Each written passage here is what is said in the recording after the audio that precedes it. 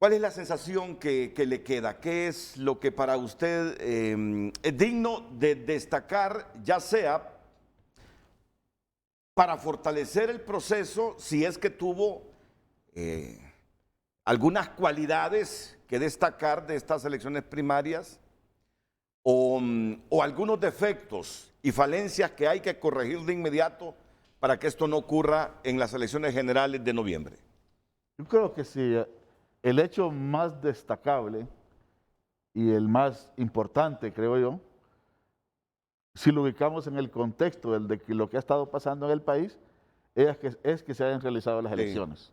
sí, Eh, con el ambiente y con una ciudadanía, con sectores sociales y con funcionarios del mismo Consejo Nacional Electoral que comparecían en este espacio que tiene usted, Renato, y que decían que habían deseos de boicot, sí, aspiraciones de boicot a las así es, elecciones, sí, que habían agentes internos de los partidos y externos que no se realizaran las elecciones, con el ambiente de lo que sigue pasando Juan Orlando Hernández en los Fiscalía Sur de Nueva York y con un sistema de partidos que no quiso y no ha querido agarrar por los cuernos el tema de la reelección y resolverlo.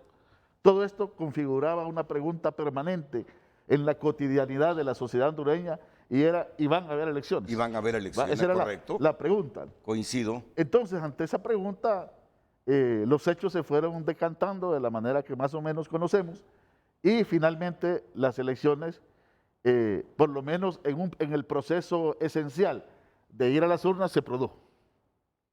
Ahora estamos en los problemas de carácter postelectoral, por lo menos posurnas, que son vinculantes, obviamente, a lo que pasaba anteriormente, no pueden desligarse. Pero ese es el hecho positivo, relevante, que, que hay que aplaudirlo de todas maneras.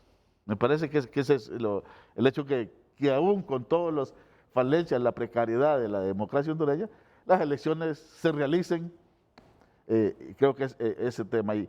Y bueno, ahí contribuyeron los partidos, los mismos organismos y creo que al finalmente quienes tenían voces de que esto no debía producirse entendieron que no había forma de pararlo. Yo creo que ese es el tema.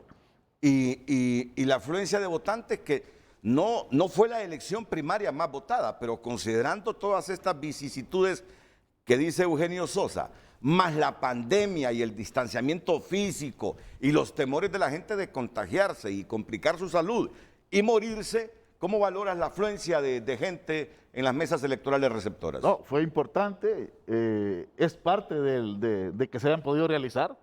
Las urnas pudieron haber estado instaladas, pero con una pobreza de votos evidente, casi desolados, no, sino que se miró afluencia.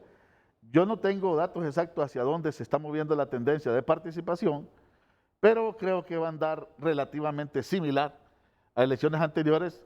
Un par de datos, en el 2013 fueron 47.6 más o menos del censo que estaba en ese momento.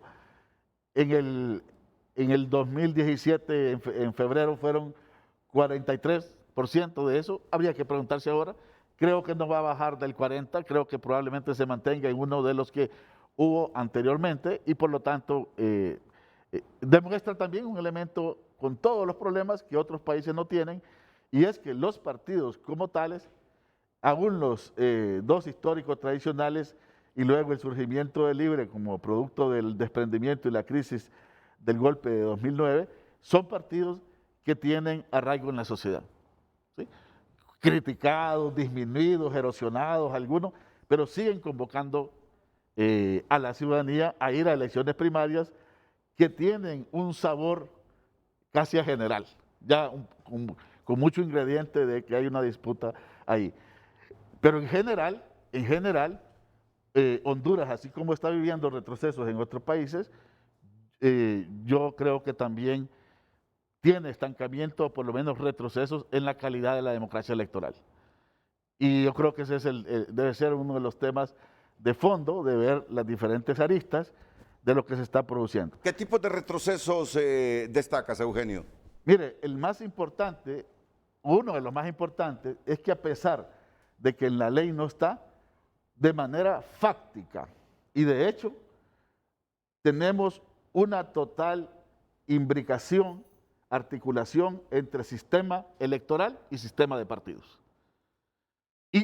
Y ahora lo interesante es que a pesar que no está en la ley, es confeso y aceptado totalmente en la sociedad, aceptado por los mismos, porque no tienen manera, así se fue la negociación y cómo se vio la pertenencia partidaria. Por lo tanto, esto más allá de la persona como tal, de sus valores, de la vocación de autonomía, en el fondo, si hay sismo en el sistema de partidos y si alguien quiere meter chantaje, si alguien quiere meter fuego o si alguien quiere meter tranquilidad, va a pegar al sistema electoral. Por eso, cuando hay una crítica desbordada hacia el Consejo Nacional Electoral, a mí me parece injusta porque la génesis de esa crisis que vive el Consejo Nacional Electoral está en la capacidad o no capacidad, los desacuerdos o acuerdos de los principales líderes de los partidos políticos. ¿Y tú crees que se puede despartidizar el Consejo Nacional Electoral, Eugenio? Mira, probablemente 100%, no sé, pero hay sociedades que no son, que no tenemos que ser como totalmente diferentes. Hay sociedades que ensayan sistemas donde los sistemas electorales tienen alguna relativa autonomía, actúan más o menos independiente, incluso hasta las mesas electorales, ¿no? Pero aquí hay una total y completa conexión de juez y parte, sobre todo en estas primarias de los partidos políticos.